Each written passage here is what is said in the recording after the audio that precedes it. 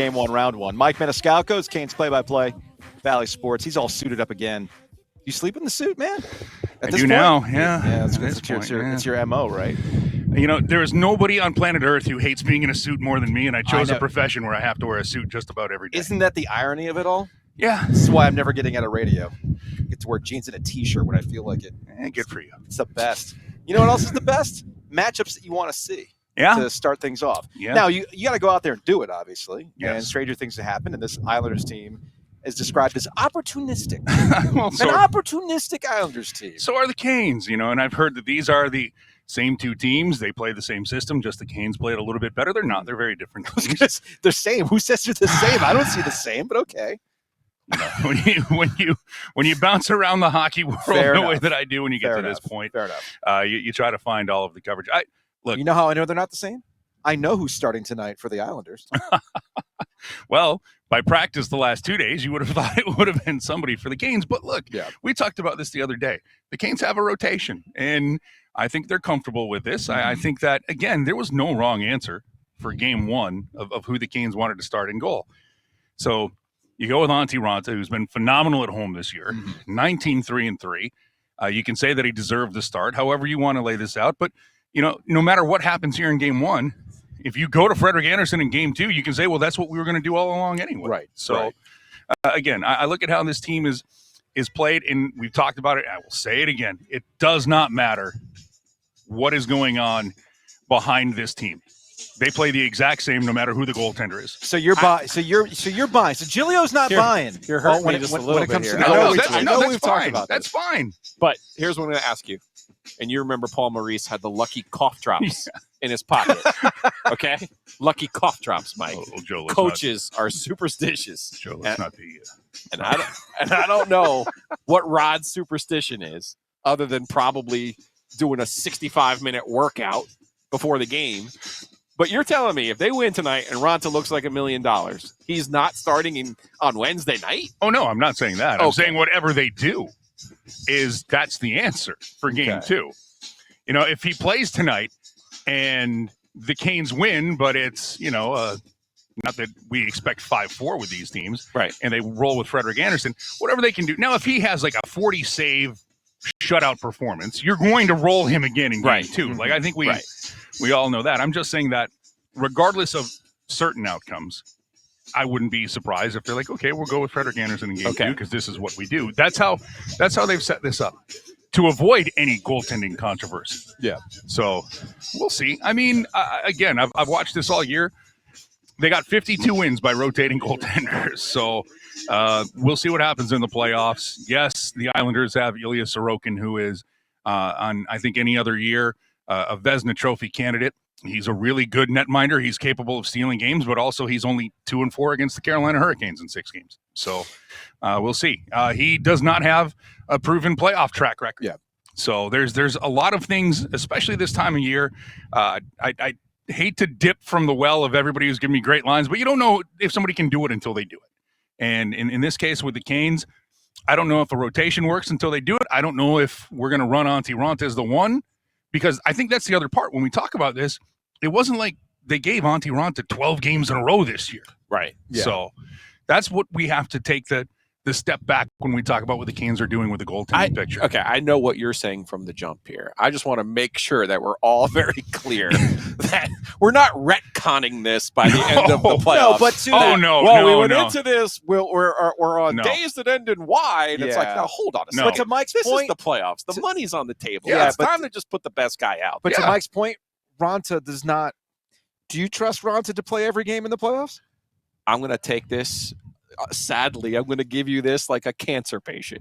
All you got is today. All right. Okay. I ain't worried about win 16. I'm worried about win number 1 today. No, and I think you wake up on Wednesday and you go, I'm going to worry about win number 2 on Wednesday. Right. Because that's all you can do. That's right. And if and when Frederik Andersen goes in and he has a big game, sure. Even if, you know, Antti Raanta's played well, you go with the guy who you feel gives you the best chance to win. And that's where Giglio's, I think, 100% on. And that's what I think has gone on with this Canes team. You go with the guy who you feel gives you the best chance to win this game today. They're not looking to, if we have a game 6 at UBS Arena, they're looking at what is best for today for this team. Well, speaking to that, I was listening to Adam Gold, which you can listen to noon to 3 here on 99.9 The Fan. Storm Watch with Adam starts at 6:30. Aftermath immediately following the game. We got the Canes Corner podcast. What's the playoffs, Joe? 6 o'clock today. Oh, 6 o'clock. My bad. Full hour of Storm Watch. Full hour. My bad. I see. I going with regular season like playoff games. Oh, So no, I'm still thinking regular season. I only had the 1 year of it hosting, but it was 1 hour. Yes. It was glorious. So what he was bringing up some of the lineup decisions for tonight, and I guess the Canes Twitter, nitpicking all sorts of little moves here. Not happy with the fact that Puljujärvi is not going to be in the lineup today. Did I have that right? Yeah, I mean, he was going step on, he was and who skating else? with the extras, but Rod Brindamore again had afterwards said, just because he's skating here, he wanted to get the extra work. It doesn't mean that he will be out of the lineup. Okay, we'll just see how it plays as we get closer to it. And if Puljujärvi comes out, you lose a bigger body. Yeah, I mean, he's 6'4", 200 pounds, and that's one of the things that the Canes are lacking a touch of. But you get the playoff experience of Derek Stepan. Yes. And he is a guy, you take a look at his numbers and Paul Stastny's numbers in the postseason, they know how to win games.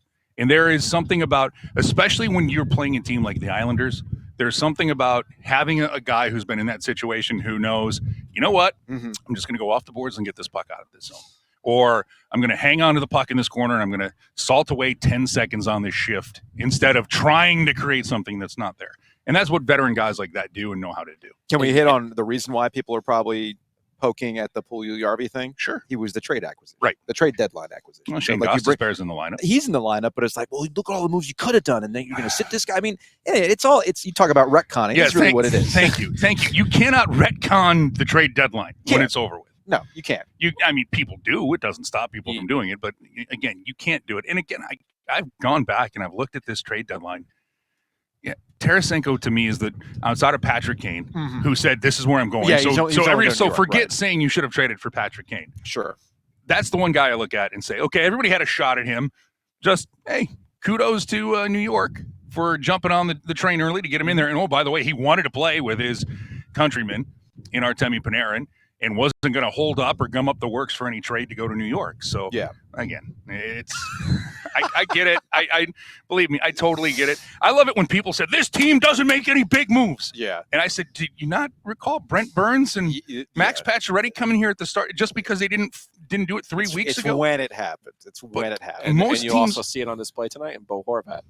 Right. Who, the Islanders were early movers. The early returns are not great on Horvat, but that's a move they were willing to make, and now you make your bed, you have to lie. And we'll see what he does. And you had to commit to him. Like that's the other long thing. term. Exactly. Which, we've talked about that. So. Yes. Mike Maniscalco, Canes play-by-play, Bally Sports here on the OG alongside Joe Giglio. I'm Joe Obies. All right, man, we'll get you out on this. The Canes is a two-part question. The Canes win this series because they're the better team.